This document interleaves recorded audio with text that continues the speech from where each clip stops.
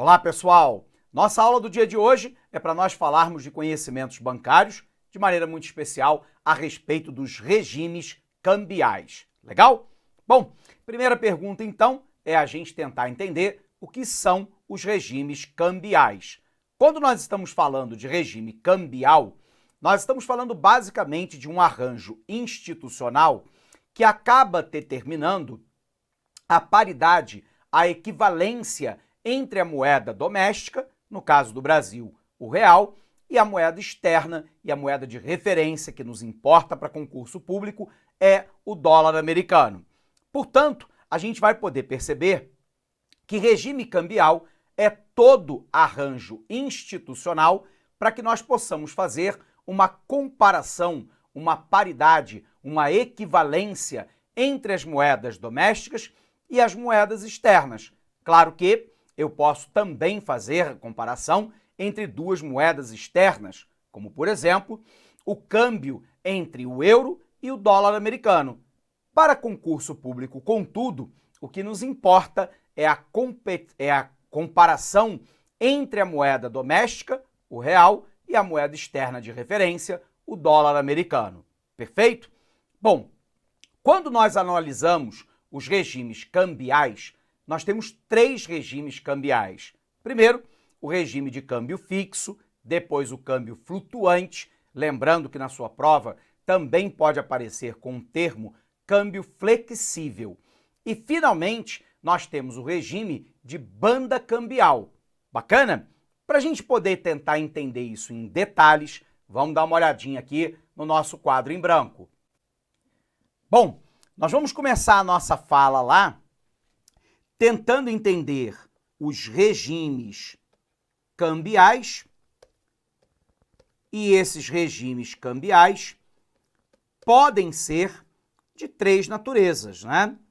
O chamado câmbio flutuante, o chamado câmbio fixo e também o regime de banda cambial. Legal? Para a gente começar o nosso papo, nós vamos começar então analisando o chamado câmbio fixo. Bom, quando é que eu tenho um câmbio fixo? Eu tenho um câmbio fixo quando a autoridade monetária do Banco Central ela se compromete com a conversibilidade livre entre reais e dólares a uma determinada taxa qualquer. Observe que essa taxa não importa. Eu posso ter R$1 para cada dólar, R$2,50 para cada dólar, R$12 para cada dólar. Não importa. Quando o Banco Central estabelece um câmbio fixo, significa dizer que ele está dizendo para os agentes econômicos que ele trocará qualquer quantidade de reais por dólar e vice-versa. E é isso que garante a paridade fixa. Imaginemos lá que o Banco Central brasileiro adotasse uma paridade fixa de R$3 para cada dólar. Primeira pergunta, então, é: qual é a vantagem desse modelo? A vantagem desse modelo é a previsibilidade. Todos os agentes econômicos sabem exatamente qual é a taxa de câmbio. E isso é particularmente importante tanto para os exportadores quanto para os importadores, que sabem que ao celebrar um contrato no momento presente ou um contrato a termo, ou seja, para o momento futuro, eles sabem que o câmbio será R$3 para $1. E isso facilita e muito as transações com o resto do mundo. Perfeito? Exportação ou importação. Por um outro lado, eu tenho lá uma condição que é uma desvantagem. A desvantagem é o fato de que o Banco Central tem o ônus de garantir essa paridade. Só que aqui é que mora o problema. O Banco Central, claro, não fabrica dólares. Se ele não fabrica dólares, como é que o Brasil consegue dólares para fazer frente a um câmbio fixo que prevê, como nós falamos, a conversibilidade livre? Ou seja, repito, o Banco Central está se comprometendo a trocar qualquer quantidade de reais por dólar e vice-versa. A primeira forma do Banco Central conseguir dólares é quando o Brasil tem, sobretudo, uma balança comercial superavitária. A palavra superávit significa resultado positivo, significa dizer que o Brasil está exportando mais do que importando. Ora, como todo comércio internacional é realizado em dólar, quando eu exporto mais do que importo, a entrada de dólares, fruto do pagamento, do estrangeiro pelas exportações do Brasil, é maior do que o pagamento dos brasileiros pelos produtos importados. E aí o Banco Central, ele vai lá e compra dólares dentro do mercado, trocando esses dólares por real. A segunda forma do Banco Central conseguir dólares é atraindo capital especulativo e investimento direto estrangeiro. O investimento direto estrangeiro é quando uma empresa do resto do mundo quer produzir um bem em território nacional. E aí ela internaliza esse investimento em dólares. Exemplo, a Hyundai vai produzir automóvel no Brasil. Então ela internaliza o investimento em dólar e isso é transformado em reais para que ela construa sua fábrica em território brasileiro. Perfeito? Então eu tenho a entrada de dólares via IDE, investimento direto estrangeiro. Por um outro lado, o Banco Central também pode elevar a taxa básica de juros da economia, a nossa taxa Selic, tornando o título público mais atraente. E aí ele atrai o chamado capital especulativo, também chamado de hot money ou smart money, dinheiro quente ou dinheiro esperto. O grande problema é que quando o governo aumenta a taxa de juros para atrair esse capital especulativo, isso significa dizer que ele vai aumentar a dívida pública, já que esse dinheiro terá que ser pago a uma taxa de juros mais elevada, o que agrava o déficit orçamentário brasileiro. Lembrando, a palavra déficit significa resultado negativo. E nesse caso, é quando o governo tem um gasto maior do que a sua receita. Se agora eu elevo a taxa básica de juros para atrair capital especulativo que vai comprar título público, isso aumenta a dívida financeira do governo e, portanto, aumenta o déficit, ok? Por um outro lado, o que a gente sabe? Que a gente tem lá que esse câmbio fixo, no momento atual, raramente ele é adotado no mundo como um todo, porque há uma dificuldade, claro, pela autoridade monetária de conseguir os dólares que são necessários. Professor, eu ouvi falar que o Banco Central também pode conseguir dólares através dos chamados empréstimos de regularização do FMI. Verdadeiro. O FMI empresta dinheiro para regularizar o balanço de pagamentos quando a saída de dólares é maior do que a entrada. Só que nesse caso eu tenho dois problemas.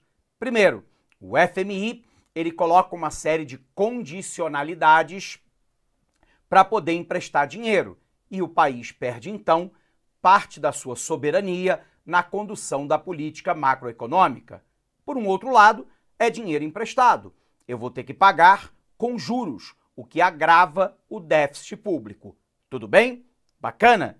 Vamos botar isso no quadro? Vem para cá. Então, a nossa primeira modalidade é o que nós chamamos de câmbio fixo. No câmbio fixo, a autoridade monetária do Banco Central determina uma paridade qualquer. E essa paridade que nós usamos no nosso exemplo poderia ser, por exemplo, R$3 para cada dólar. Isso significa dizer que a autoridade monetária ela está se comprometendo com a chamada conversibilidade livre, o que significa dizer que o Banco Central ele aceita trocar qualquer quantidade de reais por dólar e vice-versa. Bom, Qual é a vantagem do câmbio fixo? A grande vantagem é a previsibilidade, já que os agentes econômicos, sobretudo importadores e exportadores, sabem exatamente qual é a taxa de câmbio vigente. Por um outro lado, implica uma desvantagem. Essa desvantagem é porque o ônus de garantir a quantidade de dólares dentro do mercado, ele fica sobre o Banco Central. O problema é que o Banco Central brasileiro não produz dólares. Então, há 3 formas de conseguir esses dólares. Primeiro, quando a balança comercial for superavitária, exportação maior que importação, provocando uma entrada de dólares maior do que a saída. Segundo, quando o governo sobe a taxa de juros para atrair capital especulativo ou quando há entrada de investimento direto estrangeiro. O problema é que subir a taxa básica de juros implica numa despesa financeira do governo maior, o que agrava o déficit público orçamentário. Por um outro lado, o governo pode pedir dinheiro ao FMI, mas vai ter que se sujeitar às condições do FMI, perde a sua soberania na condução da política monetária e terá que pagar o principal e mais os juros, o que implica o aumento da despesa financeira e, portanto, teoricamente, o aumento do déficit público. Ok? Bom, vamos falar então agora sobre o câmbio flutuante. Vem para cá. Quando nós falamos sobre câmbio flutuante, é muito importante na prova que você se lembre que esse câmbio flutuante, ele também pode ser chamado de flexível, tudo bem? E ele pode ser em 2 modalidades. A primeira modalidade é o que nós chamamos de câmbio flutuante livre. E o segundo é o câmbio flutuante sujo. Então vamos entender primeiro o câmbio flutuante livre. No câmbio flutuante livre, o valor da moeda que eu não controlo, que é o dólar americano, é basicamente determinado pela oferta e pela demanda dessa moeda dentro do mercado doméstico. Portanto, se a oferta de dólares é maior do que a demanda, a tendência do preço da moeda americana é cair. O dólar sofre uma depreciação, ele sofre uma desvalorização. Por um outro lado, acontece o inverso com a moeda brasileira. A moeda brasileira tem o seu preço aumentado, majorado, e, portanto, a moeda brasileira se aprecia, ela se valoriza. Perfeito? Por um outro lado, eu posso ter uma oferta de dólares que seja menor do que a demanda. Se eu tenho uma oferta de dólares menor que a demanda, o preço da moeda americana sobe. O dólar passa por uma apreciação, por uma valorização. E acontece o inverso com a moeda brasileira. A moeda brasileira, o real, sofrerá uma queda de preço, ou seja, uma depreciação, vai sofrer uma desvalorização. Bacana? Então olha para cá. No câmbio flutuante livre, tudo bem? Em relação à moeda que eu não controlo, que é o dólar americano, eu tenho que, se a oferta de dólares for maior do que a demanda, haverá uma queda no preço da moeda americana. Ou seja, a moeda americana passará por uma desvalorização,